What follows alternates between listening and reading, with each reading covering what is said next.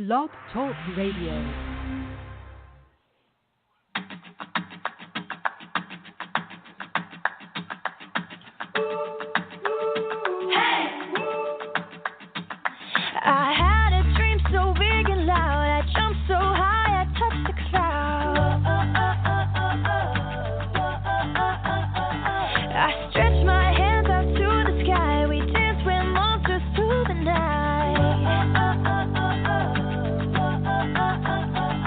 I'm never gonna look back, never gonna give it up. Please don't wake me now. This is gonna be the best day of my life, my life. This is gonna be the best day of my life, my life.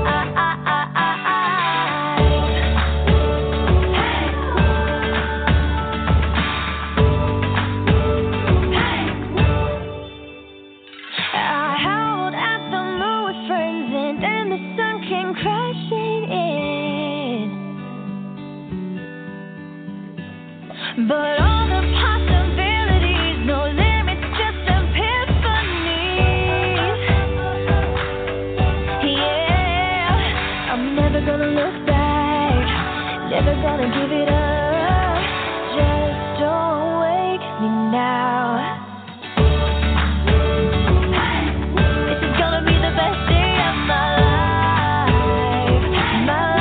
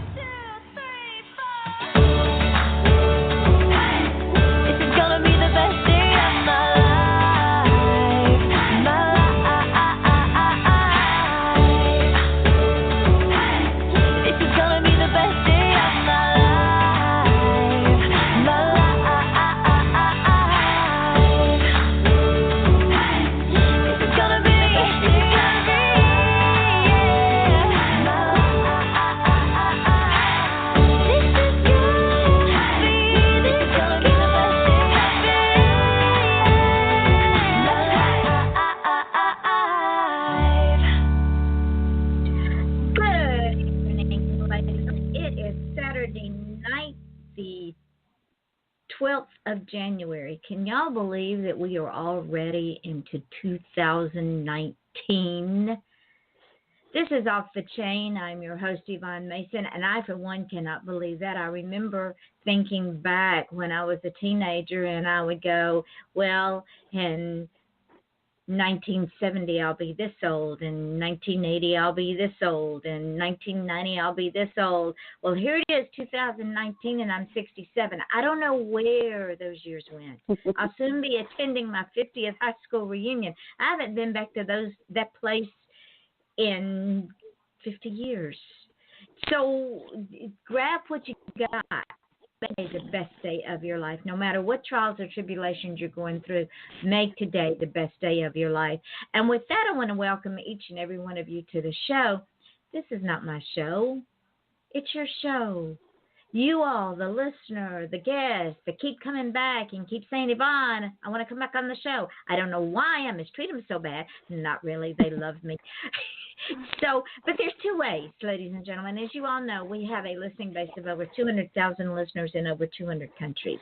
Well, now we're up to 250,000. We have almost 137,000 listeners just on this show. On any given day, someone is downloading the shows, listening to the shows, passing the shows along, sharing the shows, sending me people. I have musicians musical artists, indie artists who are winning awards like Country Music Artist of the Year, Country Music Artist of the Year in magazines. I mean, it's phenomenal. I am just so proud. In fact, Cherish Lee, who has been on this show, back during Christmas, wrote the theme song for Going Home for Christmas, which was directed and produced by Blake Shelton. Cherish Lee is an independent country artist. Check her out. And with that being said, there's two ways to get on this show. One, come on as a guest, because we have lots of fun. Two, you can become a sponsor for the show, and I do not want to get rich off of anyone, so I only charge $10 for 30 days.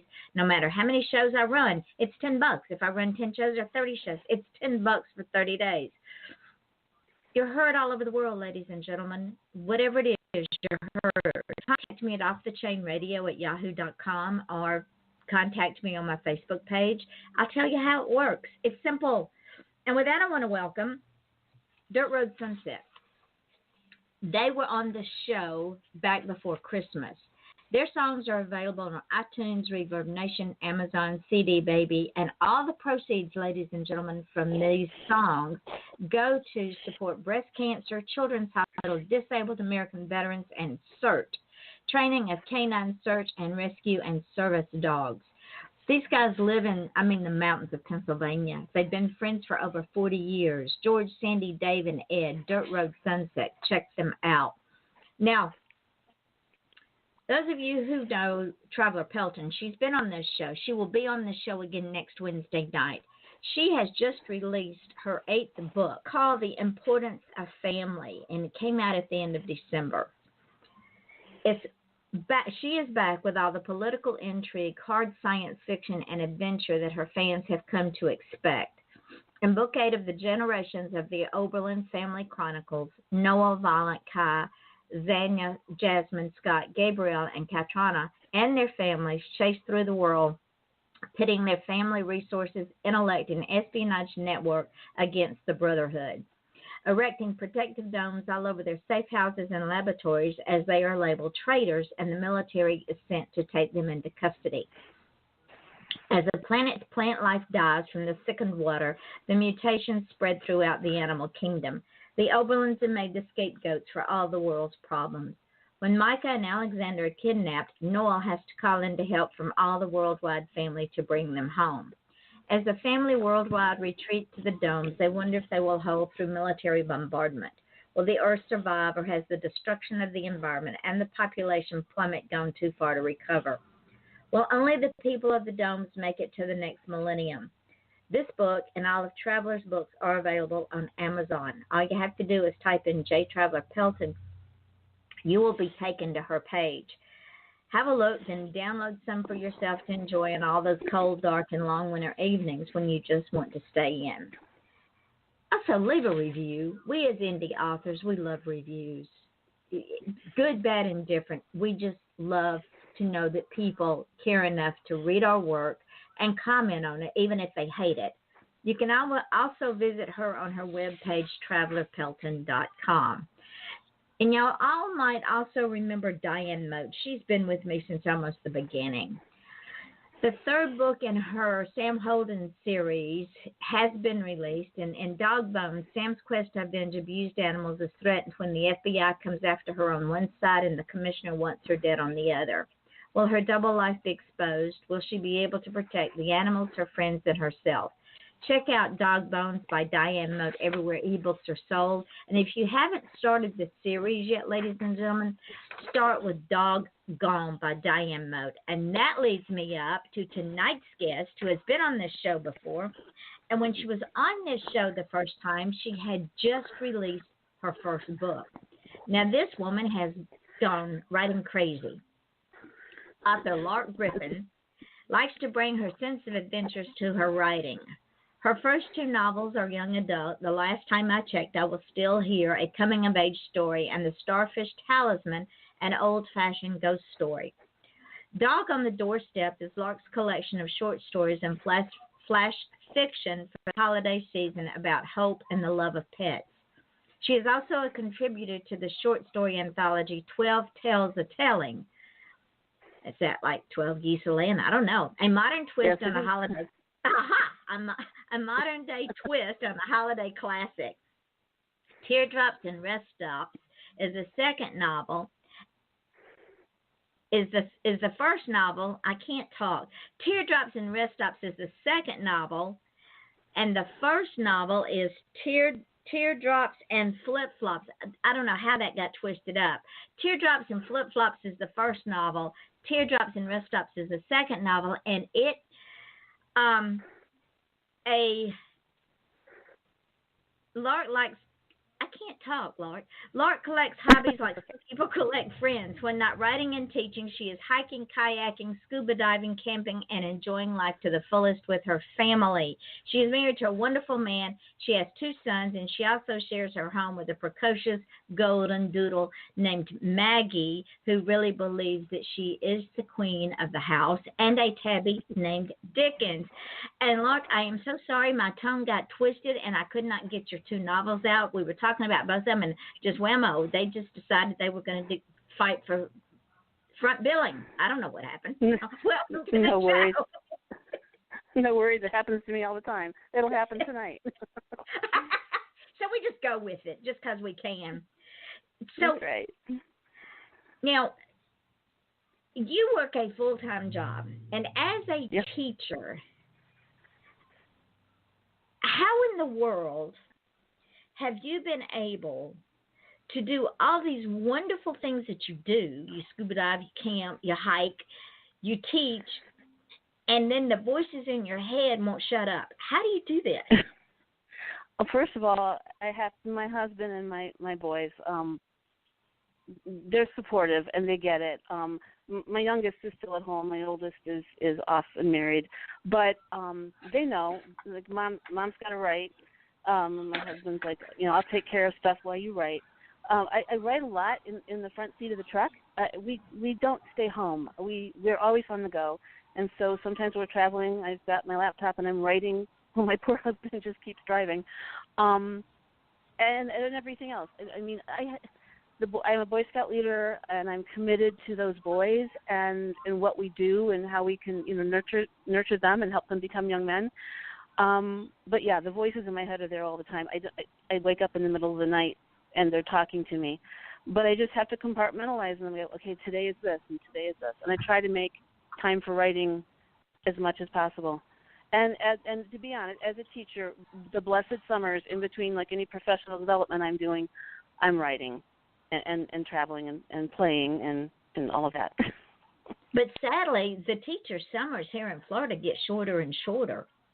Yeah, same here. See, I can't figure out why this is happening, but we used to have 3 months, and that doesn't. We started this year, I think August, like 11th or something. Oh my word! Like, yeah. Now we'll get out right at Memorial Day, but still, it's But I can't complain. I love my job. I do. You must. I tell you, I would have loved to have had you for a teacher because I bet you are a fun teacher. Oh, thanks. I'll be honest, as January starts rolling around, I'm like, okay, I have 85 more days till summer. Not teaching days. It's January. So, yeah. I've got that all figured out. So let's just jump right into this, because I went back and I looked at the books that you have written. And the last time you were on the show, you only ended 2 books, I think, maybe just a 1. Yeah, I was getting ready to release, I think, the Starfish Talisman. It was done, and it was probably being edited, or I had just gotten it done, and we were hitting release, I think, for that. But yeah. Well, let's go back in time and let's talk about, let's bring folks up to speed about the Starfish Talisman, because that is just a good old-fashioned ghost story that young adults will love. That was really fun to write. I grew up with stories from my mom and my grandmother about things that they experienced or remembered. In the story, it talks about wolves under the dining room table. The main character is warned by the cook, who the cook is wonderful, and she keeps saying, "Be careful because of the wolves under the dining room table." And in this house. Well, my mother used to see, when she was a child, wolves under her. She was terrified of them. Whoa. She could see their eyes. The story basically is about a young lady whose mother has to go overseas to do a job, and so the young lady, Reagan, has to stay at her Aunt Willow's home on the coast of Maine, and she never remember meeting Willow. Willow is her dead father's sister. They live in this ancient house, which it turns out is haunted, and the cook will tell you about that constantly, about, be careful, don't go on the fourth floor. The fourth floor is locked, and don't ever open that door. Well, Reagan doesn't believe in any of that stuff, and she tells them, this is ridiculous. There's no such thing. I don't believe in it. Well, at one point, something really bad happens to her under that dining room table, and she ends up bleeding. And then there's a young man she meets down on the coast, and while she's talking to him, she gets attacked by seagulls, and all these things start happening that don't make sense. So, and it was so much fun to write. It's just like, what else can I just make up? What else can I make happen to this young girl? Yeah, and it does. It does. So now, and also you wrote. The last time I checked, I was still here, and before we went live, I told you I went and I read I think it was like the first part of the first chapter, and while it starts off kind of bullying and dark, there are life's lessons, and it takes the reader in a completely different direction than the reader thinks it's going. And kind of gallops along. This book reminds me of a kind of a slow, lazy drift down a river. It's introspective. This girl has had it. Her mom has passed away. Her father is grieving, and has been grieving for years, by the way, and kind of not ignores her, but forgets that this young lady needs support. And they move a lot, and she's been teased at school to the point where she's had it. So she uses her resources and buys herself a Greyhound bus ticket to go home to her Nana, who, when her mom passed away, her Nana helped take care of her, and help her get over that grief as a child.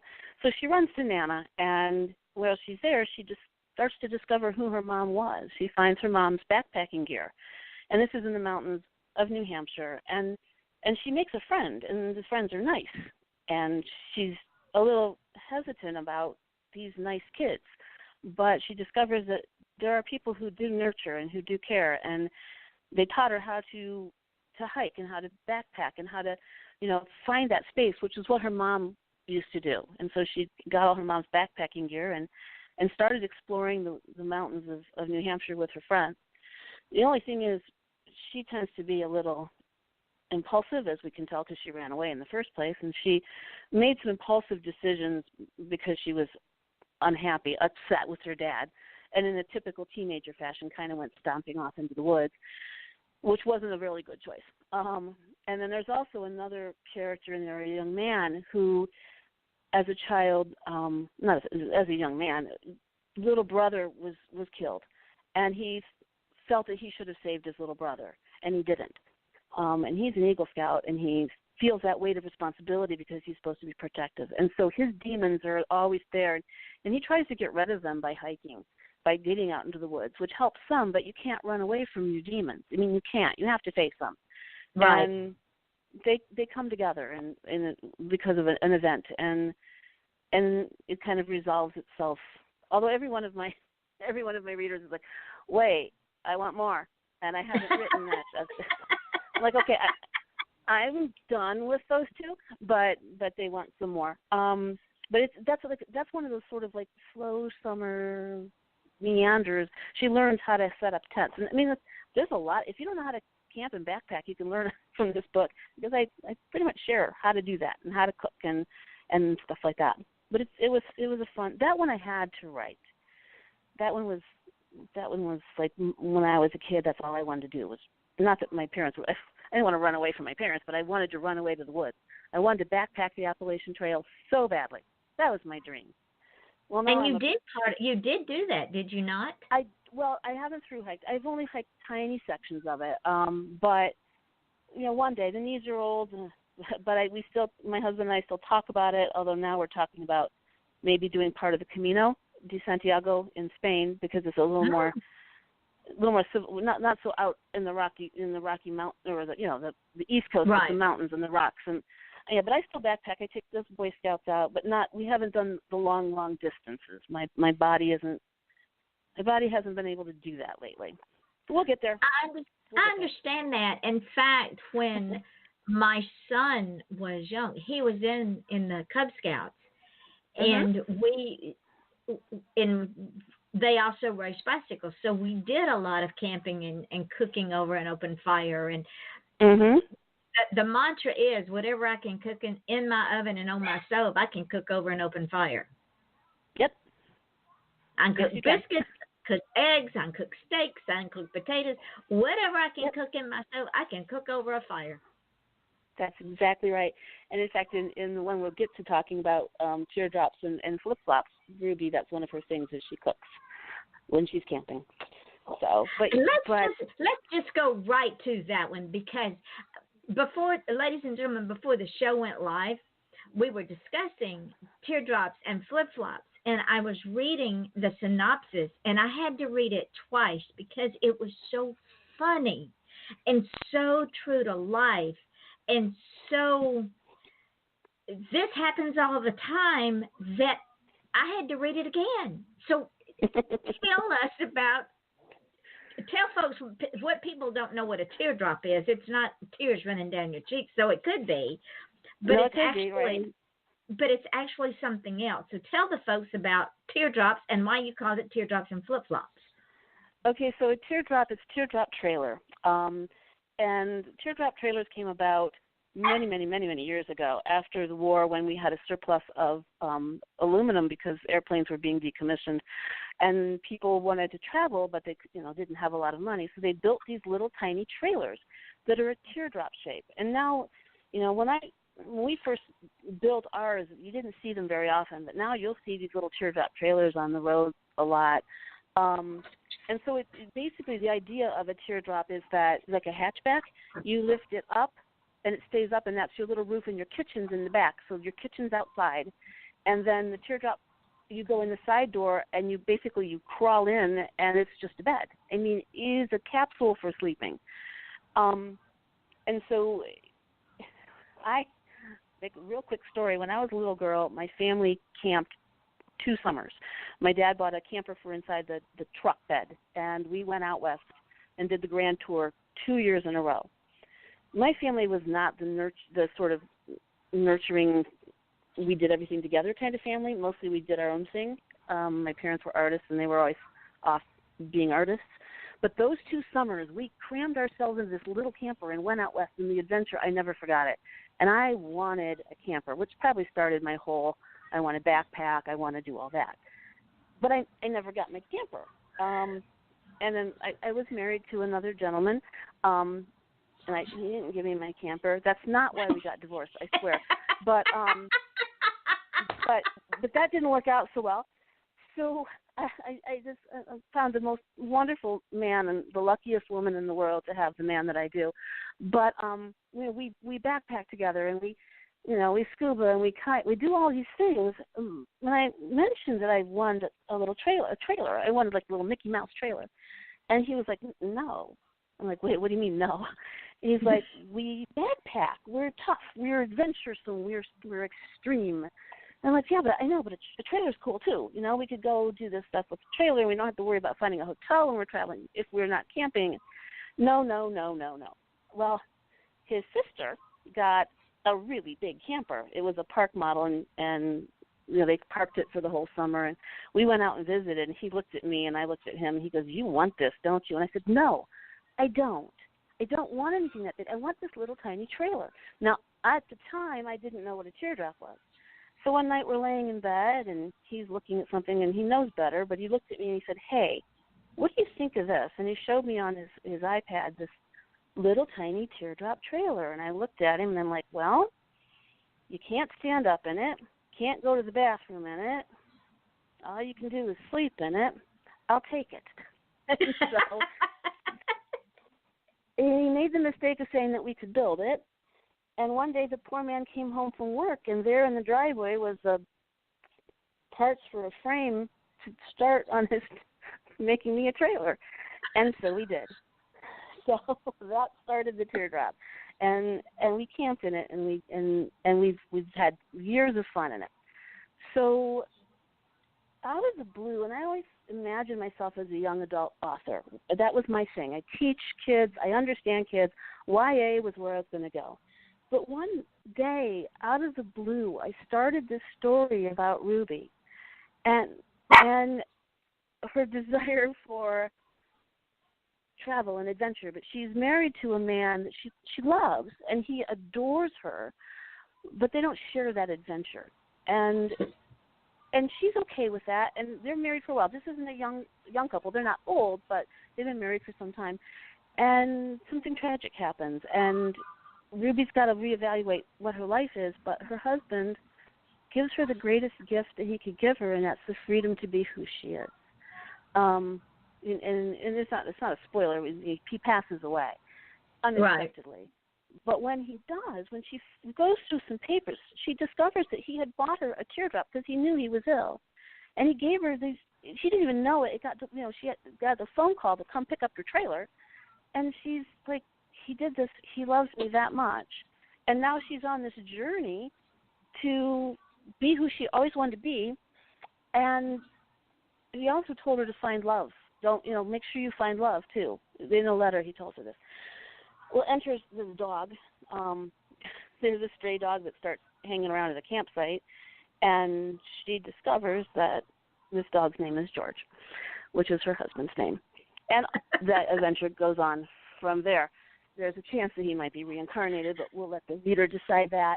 So that's what this is all about. And it's my first adult. It's a romantic comedy. I try to make it as amusing as I can. You're going to cry. You're going to laugh. You're going to be, you're kidding me, and you're going to learn how to cook over a fire, basically. And that's the adventure. And then Teardrops and Rest Stops, which just went live today, and we're having the release party next Saturday. But it's the continuation from the first one of the continued adventures of Ruby and this dog. And this dog is very, he decides whether a gentleman is acceptable to see Ruby or not. And he does it in a very terrier-like way. If you can imagine what dogs might do if they show their distaste of you. And he does. So. And I love him and I want him. We talked about that before the show, ladies and gentlemen. She has little Maggie, who is the queen of the castle. But Maggie doesn't. She thinks she's too good to go hiking and camping and all that, backpacking. So now Lark is wanting a dog that will do all those things because she's had male dogs if that's what they did. They reveled in it, apparently. They just loved it. And now she's got Maggie, who just absolutely says, no, I'm not getting off of my throne for you.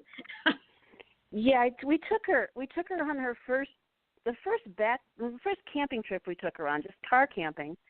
She was like, at first, like, this is fun, we're going to be outside. And then when it came time to go for a hike, she didn't. She laid down. And luckily, we had a harness on her, so we didn't hurt her, but we took her for a drag. I mean, she literally snow-plowed leaves down the trail until she finally decided that she had to get up and walk. So then she spent the night, and she was just devastated by it. So then we took her backpacking, and she growled all night. There was bear scat in the area, which freaked her out. And we were in the tent. We had a small backpacking tent, and in there, like, we had a 3-man tent. And if you know backpacking, those are, most people would think they're too small for one. So It was, at night we laid down. It was myself, our youngest son, and my husband, all 3 in a row, and then Maggie was at our feet laying, a long ways. When I woke up in the morning, it was me, Maggie, my husband, and my poor son was at the bottom of the tent laying long ways where that dog was supposed to be. And she never slept. She was just a mess. So she pretty much doesn't come with us so much anymore. All my other dogs, my Malamute, my Collie, God's best dog ever created, and my Labrador Retriever, they carried backpacks with my camera gear in it, but not Maggie. She's not interested. She just wants to stay home on her throne and be waited on. Exactly. And please pet me. And if you want to read the adventure of Maggie, the book, I did a release of short stories at Thanksgiving called Dog on the Doorstep.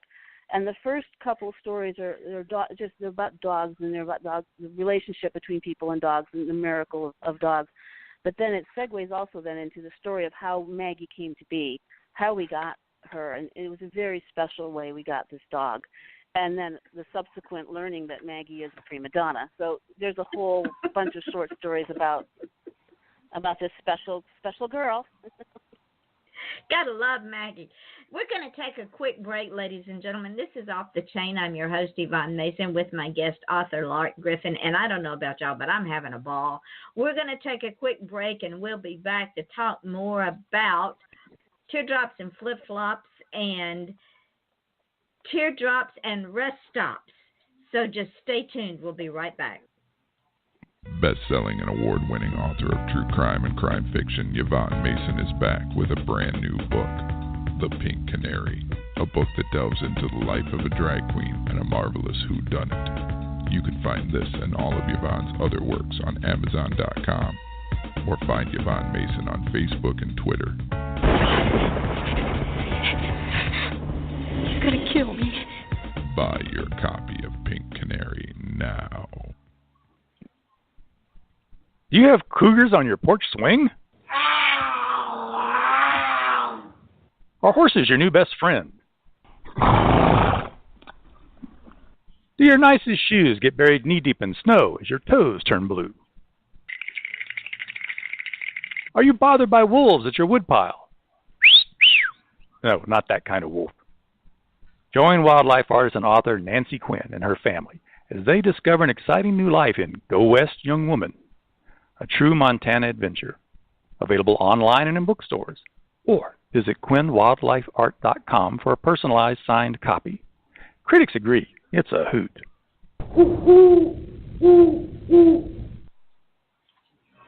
Germany, 1938. Charlotte, a young girl of 15, wanders into Georg's cobbler's shop to have her shoes repaired. Georg, enamored by Charlotte's charm and grace, decides then and there that he's going to marry her. But they must keep their love a secret from family, friends, and, most importantly, the Nazis. Follow along as Georg's pursuit of the young Charlotte results in the couple traveling a heart-stopping, winding route to stay one step ahead of the Gestapo in their escape from Nazi Germany, with a surprising twist along the way. If you like history and romance, don't miss Good Things Always Happen in Springtime by Joanne Fisher, available at www.joannesbooks.com. Juliana is a middle-aged housewife in Toronto with a career, a husband that has little interest in her well-being, and 3 children. In the evenings, she gets on her computer and chats with people around the world. When she gets involved with Aaron and Bobby, her life becomes a pinball, bouncing around her husband, her job, her children, and her 2 online friends. She's bewitched by the romantic poetry of Aaron, but the honesty and kindness of Bobby bring her all the way to California. Watch for the ironic twist of fate that takes her in a direction she never expected. If you like spicy romances, don't miss With All of Me by Joanne Fisher, available at www.joannesbooks.com. Fiore is a young Italian woman engaged to be married, but her plans are interrupted by a charismatic Sebastian, a handsome middle-aged Spanish businessman. Her beauty strikes him like a thunderbolt sent by the goddess Venus herself. When she's given a peculiar gift, a Spanish doll, she's thrown into a whirlwind of entangled passion, money, secrets, and love. Their romance sparks in a charming little Italian town located on the southern part of Lake Garda in northern Italy and takes them around the globe. What happens when her life is suddenly shattered by a lifelong secret? Her Spanish doll will bring you to a caliente Spain and a romantic Italy, adding some spice along the way. Available at www.joannesbooks.com. And we are back. This is Off the Chain. I'm your host, Yvonne Mason, with my guest, author Lark Griffin. And we're talking about all kinds of things. As you all know, this show, it takes on its own life form because we don't do a scripted show, and I never know where it's going to wind up. Before we went on break, we were talking about Teardrops and Rest Stops and Teardrops and Flip-Flops. Is there going to be a third in Ruby's Adventures? Yes, that's the plan. I've started writing it, and I'm still, I'm not sure when it's going to be released. It's not galloping along quite as quickly as the other two because I'm bringing in some new characters so that, we might branch off. This whole series is called a Gone to the Dogs Camper Romance series, and so there's a chance that these new characters might launch into something else too. But I will say that my husband and my youngest son and I went to New Orleans after Christmas this year. Never been, not someplace that we had ever thought we'd go, because it's not kind of our thing. But it was interesting. We had fun, and I think the next story they're going to end up there for a brief bit because there's some fun things that could happen. So. New Orleans is one of my favorite cities. I'm going in 2 weeks. Really? Mm-hmm. I'm not a city girl, and there were a lot of people. There are a lot of people, and it's a city that never sleeps. No, it doesn't. The architecture was just beautiful, and the food. And I love cooking. I'm a foodie, and that I love feeding people, and I love cooking, but I'm kind of finicky. But boy, it was good, and we were lucky. We drove down to Bayou Country, and the crawfish had started coming in, so we were able to do a crawfish boil. Yeah. Did you eat some etouffee? My son ordered it, so I ate some of his, and it was very good. Yeah, it's extremely good. And in fact, that's on the menu for this next week. I'm going to try to make it myself, and beignets are heavenly, and that's also on. That might be the plan for tomorrow.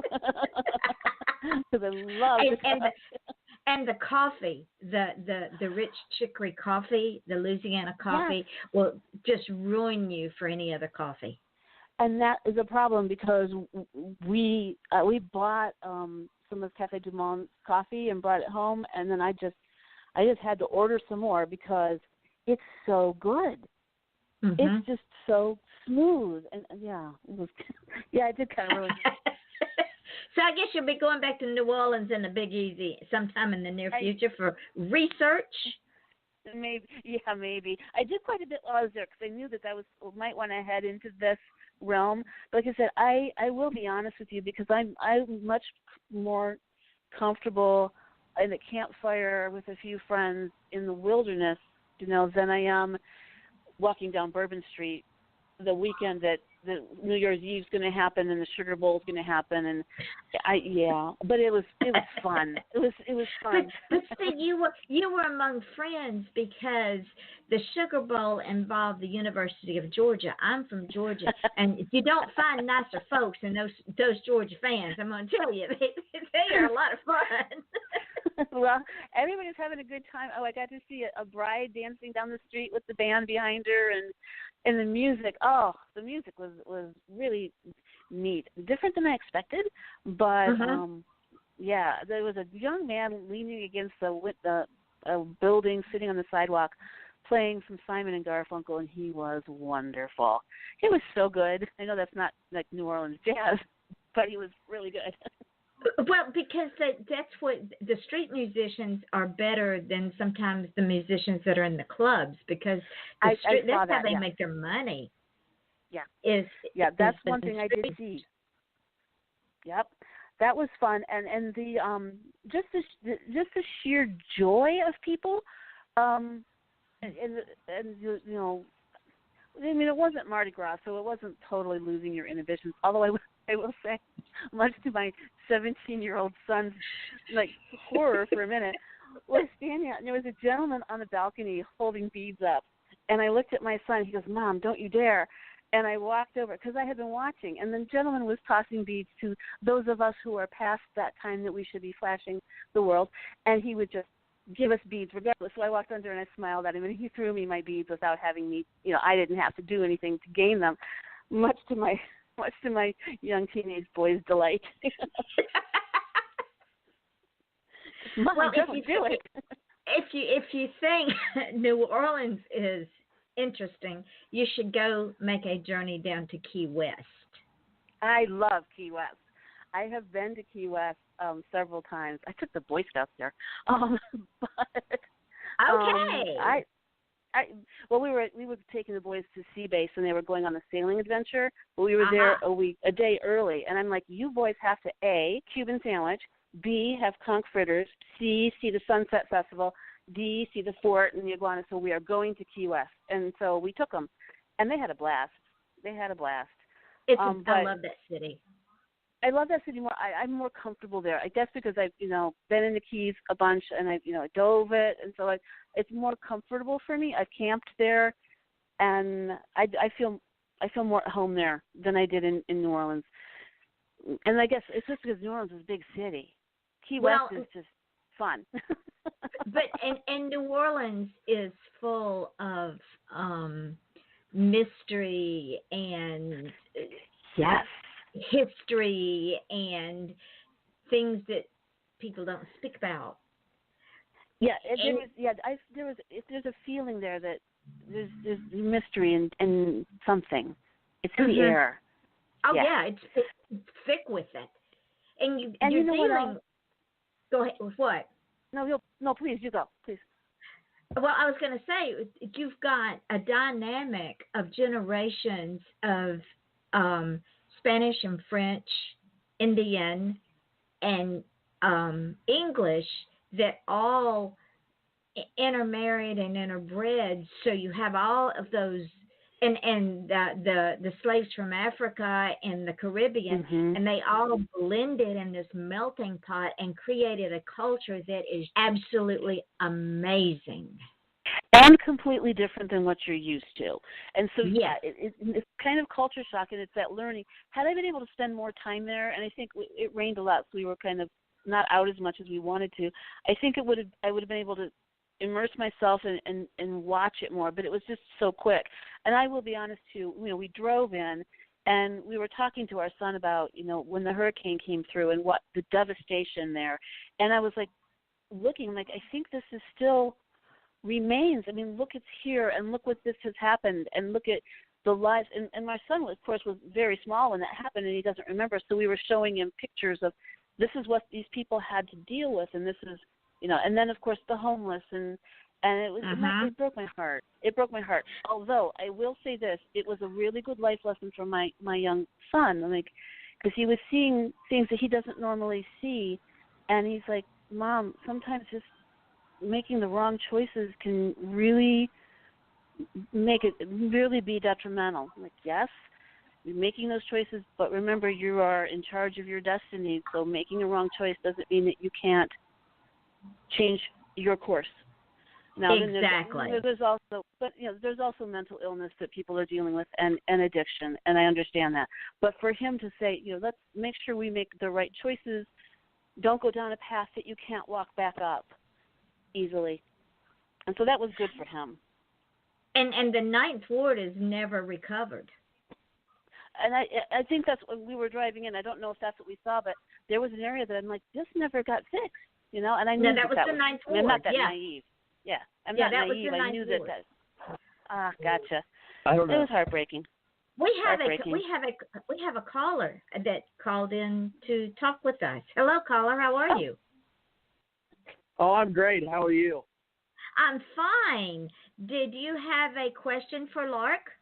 I did, yeah. Okay. I was just worried. This Jewish. Well, we lost. I'm sorry. We lost him. His call dropped. Maybe he'll call back in. I don't know what happened. But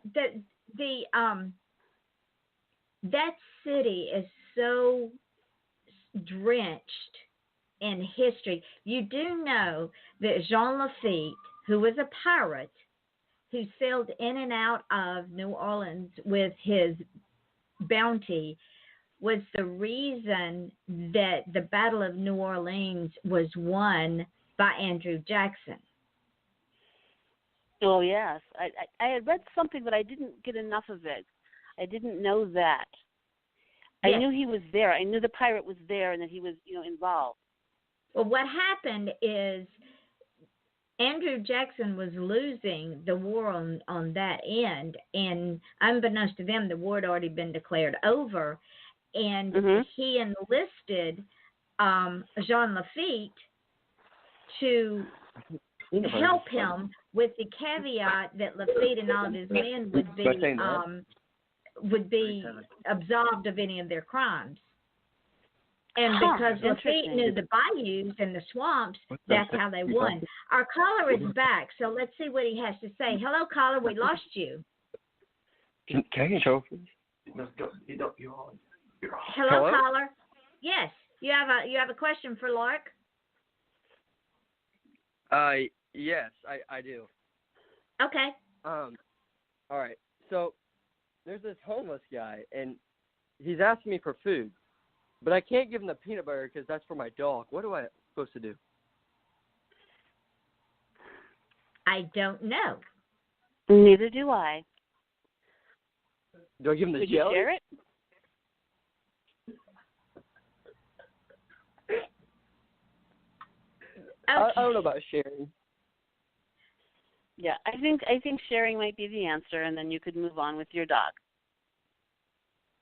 Okay. Thank you, caller. Thank you. You're welcome. Okay. That was interesting. That was interesting. We get those from time to time. Welcome to teaching. Yeah. So, but anyway, there is, if you ever go back to New Orleans, there is a bar called Jean Lafitte Blacksmith Bar, and it was it's his blacksmith shop, and it is supposedly haunted. That's what we wanted to see, a lot of that. With a 17-year-old, of course, we couldn't go into the bars and see, some of the places that we wanted to see, but we sort of got hold of some literature and we're snooping around some of the haunted places. We went for a walk at night and we're looking up at some of the buildings that were supposedly haunted. That really appeals to me a lot. Well, you got to go back. You've got to go back to New Orleans and just soak it up. We probably will. We went to some plantations, and that was interesting and historical and fun. We probably will. My poor husband, the poor driver, when he said he wanted to find crawfish, and I said, well, let's drive through the bayous area, and we went through some small towns that looked like they had seen prosperity at one point, but were slowly dying. But the homes were gorgeous, and the live oaks were beautiful. We finally found the crawfish. He didn't realize we were only an hour from Texas. He's like, we should have just driven to Texas. Well, I sort of tried to tell him, but I didn't want him to realize I'd taken him that far west before we started back to Cleveland. He's like, I could have been in Texas. So we'll go back. That's too funny. Our dream is, we keep talking. We went to the RV show today. It was so much fun. We talk about when we retire that we want to travel, maybe, and just live for a while in our camper and travel and see places where we don't have to rush, because he's got to work.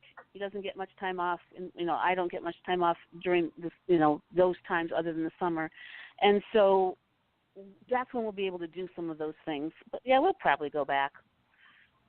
I was being a protective mama bear with my 17-year-old too. I have to admit it. Well, it can get pretty rowdy. I'm glad you didn't go during Mardi Gras, because as rowdy as Key West gets with the Fantasy Fest and some of the other parades they have down there, Mardi Gras can get pretty risque. I know when I was a senior in high school, and I was in the band, we marched in one of the Mardi Gras parades, and they were very, very, our chaperones were very protective of us. Of course, that was 50 years ago, and it was not as bad as it is now, but it gets pretty raunchy. I got that impression. Yeah, I have friends who went during Mardi Gras, and I don't think I think I might be standing in a doorway, like sucking my thumb at that point. Take me out to the woods. Yeah, it gets really, really crowded because it's a big money maker, and it's the floats alone are so impressive.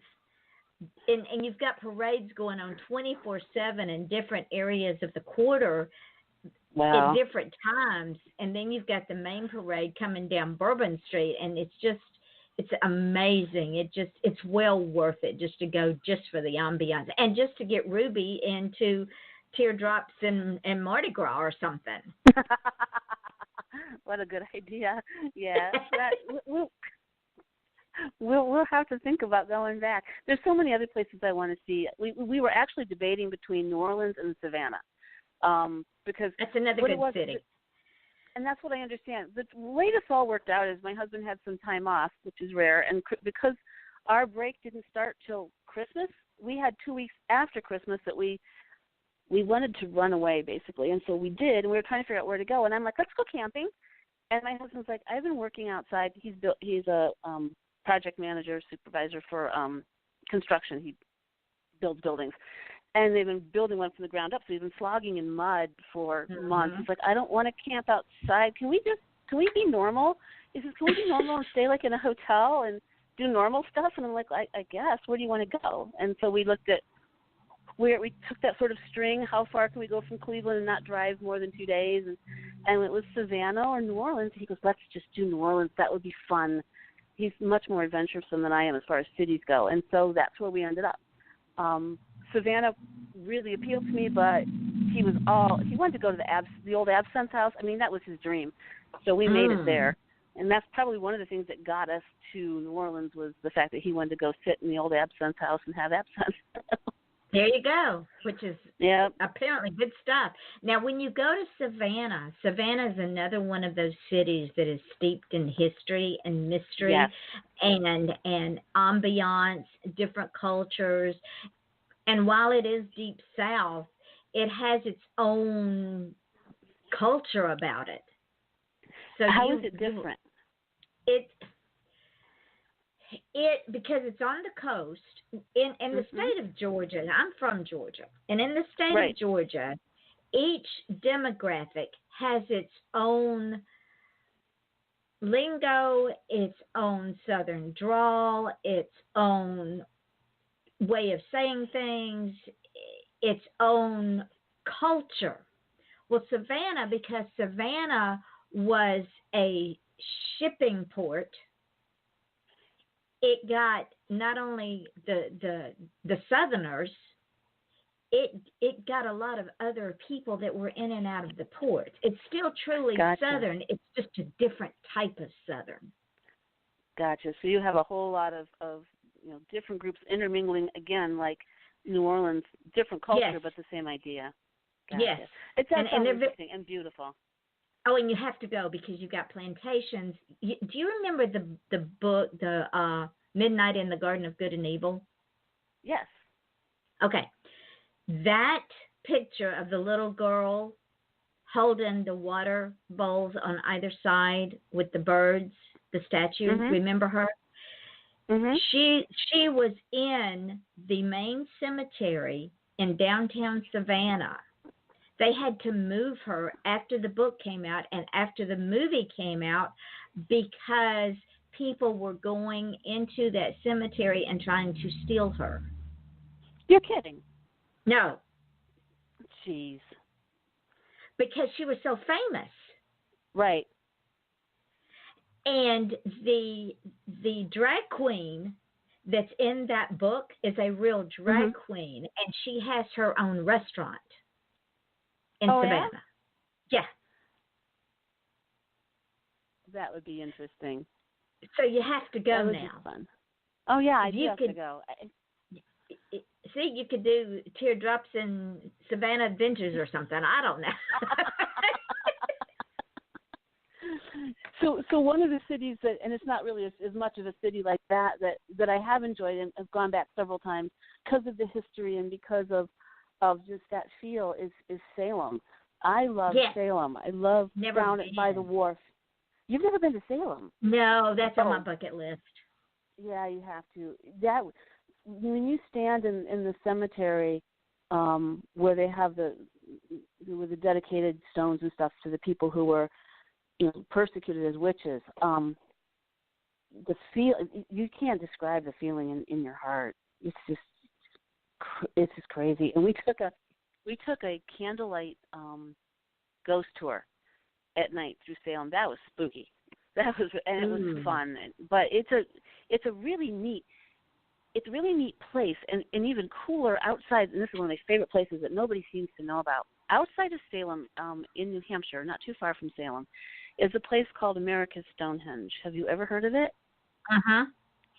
You've been. So it's the coolest. It's just like spooky, weird place where you're on a mountain and there's these stone cairns that are, marking the solstices, and there's this underground labyrinth that had been underground of stonework, and there's a table with a trough carved around it where it looks like they did human sacrifices. And it's creepy. Whoa. And they don't know where it came from because it dates back. They think that it could have been, people who were here before had crossed the ocean and come and done this, Vikings or Celts. They don't know. But it's got this, and where that table is, if you're standing up there, there's a place back in the rocks underground that if you whisper, it magnifies the voice over where the table is, the sacrificial table. Creepy. And guess what? Lark, guess what? We are like 2 minutes out from being to the end of the show. No. Oh, no. You got to come back. I will. That's okay. I will. Okay. Real quick, tell the folks where you can be found. I'm on Facebook, Lark Griffing. You can find me at www.larkgriffing.com. Facebook's probably the easiest way to get to me. And I also have a street team, if you're interested, called Lark's Perch. You can ask to join that group, and that's on Facebook. So Lark Griffing, LARK. And her books are on Amazon. All of her books are on Amazon. Go get them. And you will come back so we can continue this conversation about all these wonderful places. I will absolutely come back. I have so much fun with you. Thank you for having me.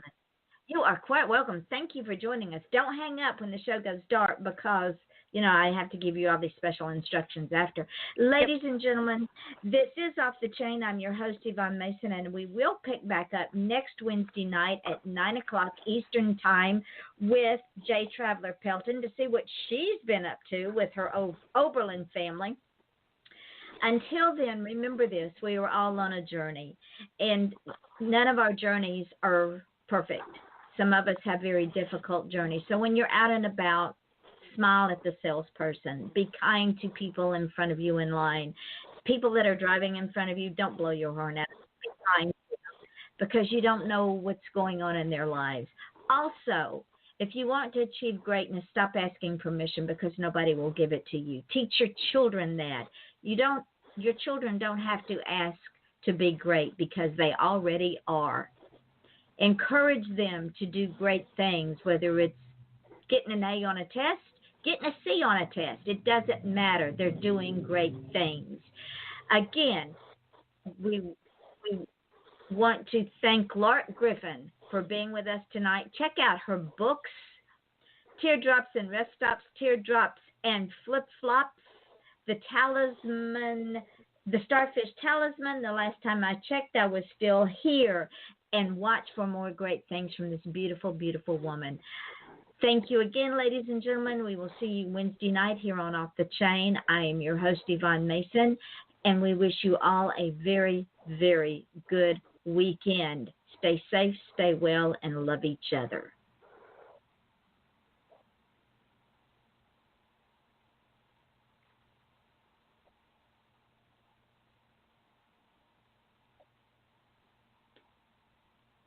We're off the air, but of course, everything I say now will show up in the archive part of the show, so people that listen to the archives will hear all this. But I wanted to tell you that when we get off and the show archives, I'll put the link up on my Facebook page, and I'm going to tag you in it, and then you just put it all over everywhere. Put it on your put it in your group, all over your network, on your website.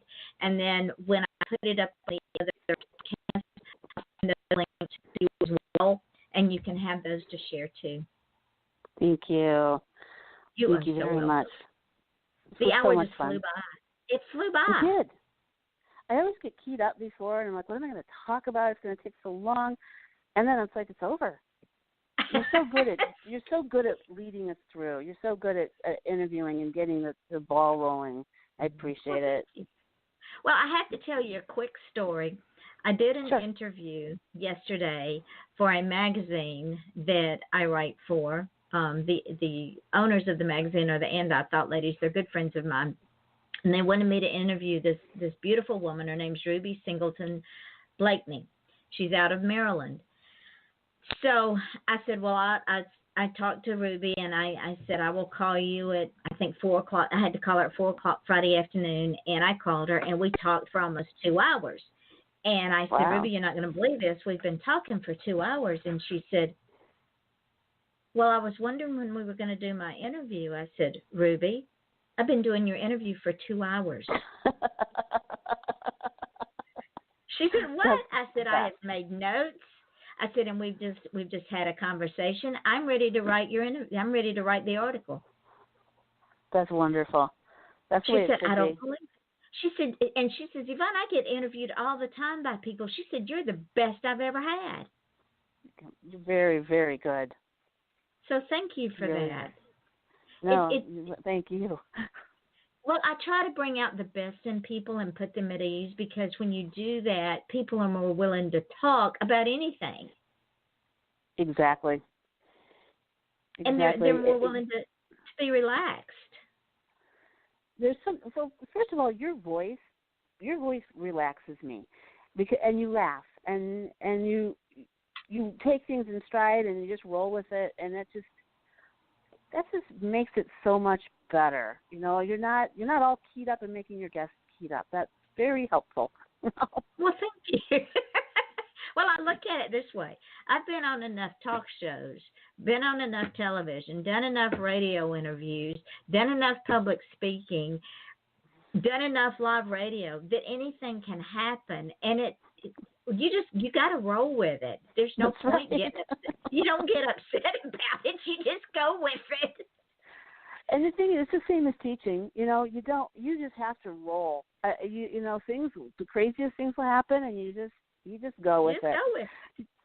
Are you still looking for guest for authors to come in on the program? Are you pretty well booked, or? No, I am. I'm looking for guests for a few more for February, and then on out through the rest of the year. Okay. My editor, J.C. Wing, she writes a romantic comedy series that's hysterical, and it's out there. It's about a woman, Frankie, who she's in a bra shop shopping for this certain bra, and she trips and falls into a fountain of Aphrodite and hits her head. And it turns out that she meets Aphrodite, Mama Goddess, and Mama Goddess is not a very nice person. And Frankie discovers that she has an ability to matchmake people, which makes Mama Goddess very angry, because that's the gods do that. That's Cupid Archer, his job, and Frankie has no business doing that, and she's a mere mortal. And so Mama Goddess decides to punish her with different things that goddesses do. It's so funny. It sounds hysterical. It's a great series. She's got 3 books out. She just released the last one, and she's working on the 4th in the series. So I don't know how comfortable she would be on the radio show, but I just keep thinking that she would be so much fun. And she's an editor, and so she, she does a lot with the writing and with other authors, and she's got more than that. She's got other books out, but this series in particular, I think it would be fun for you to talk to her. If you're interested, I can. Of course, and this is what we can do, because I can. If you think she would, see how I just threw that in there. I like that. If you think, and I think this would be an excellent idea because you already know her, why don't you say, I want you to go on this show, and I will co-host with Yvonne, and we'll just talk. Oh my gosh, that could be so much fun. Don't you think? Oh, that could be so much fun. Okay. Yeah. All Let's right, do let me it. talk to her. Let's see what we can do. I think that would be fun. All right. And then you can add to your little quiver of arrows, co-hosted a radio show. Funny you should say that with Archer. But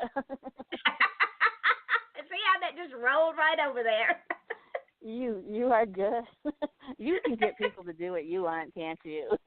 Yes, I can. In fact, I have to tell you another quick story.